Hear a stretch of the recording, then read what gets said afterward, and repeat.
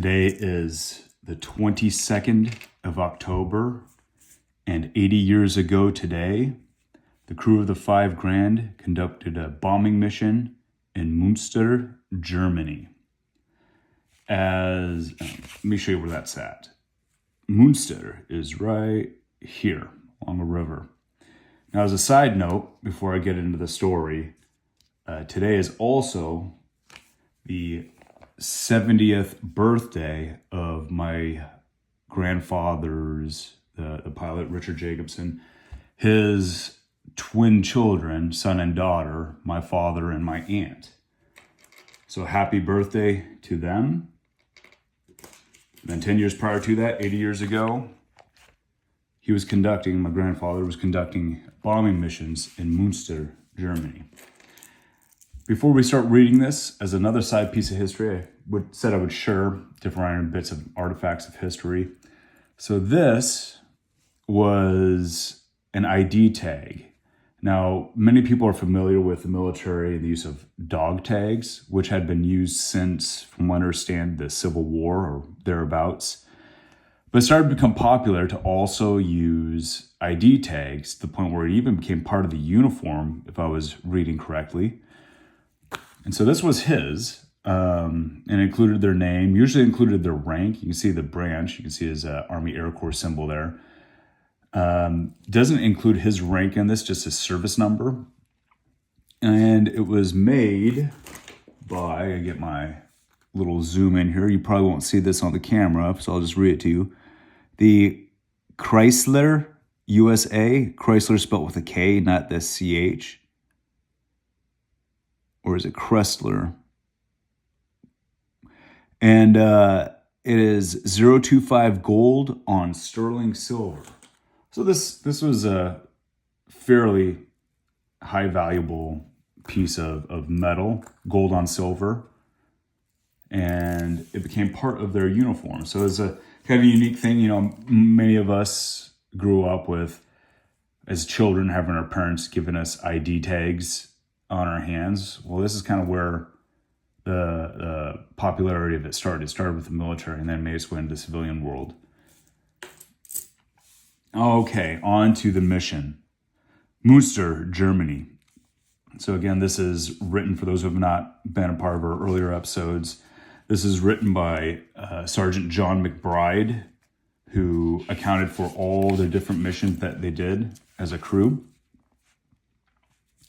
Got up at 6 a.m. for a 7 o'clock briefing, where we were told the target was to be Münster. Took off at 10, with Jake riding the tail. Jake would be my grandfather, Richard Jacobson. Jake riding the tail because this was our first PFF lead. So they were going to be the official lead plane on this one. Using the PFF, we talked about that. That was a radar detection system where they're going to be bombing from high altitude through the clouds, not actually seeing their targets. It was very common to put the co-pilot, which was my grandfather, into the tail when they're the lead plane because they became the formation leader. They directed the other planes and told them where to be positioned and made sure everyone was in their proper place. I was in the waist. Some captain flew us as command pilot, and Tony was absent since PFF planes do not carry a Sperry lower ball turret. So the guy who's typically in the lower ball turret was not there because they didn't need him. He was operating a waist gunner, which was his typical position, was as waist gunner. So they had another captain who flew as their command pilot. I would assume that Captain Unger was actually flowing as co-pilot then on this mission. The target, a marshaling yard, was completely covered by clouds when we began our bomb run. We dropped by PFF with the hope that we would hit the railroad tracks and cars. Had plenty of P-51 coverage. Saw no enemy fighters, and what flak there was over the target was low and inaccurate. We led the low element of our group and therefore had to drop 3 smoke bombs as well as 4 500-pound bombs in order to show those behind us when to salvo their load. That means drop their load. A right rack failed to work until Lieutenant Moeller hit the salvo switch. So they had to manually drop those. So pretty simple, straightforward mission today. As you may recall from a past episode, marshaling yards, this one in particular in Münster, were transition stations for rail.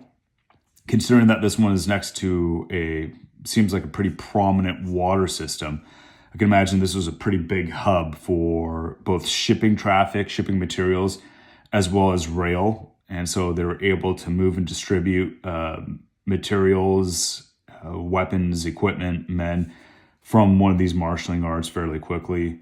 And that's why this became a high value target. That's all there is for today. We will see you next time on the 2nd of November, where we're seeing the bombing mission conducted at Münster, Germany.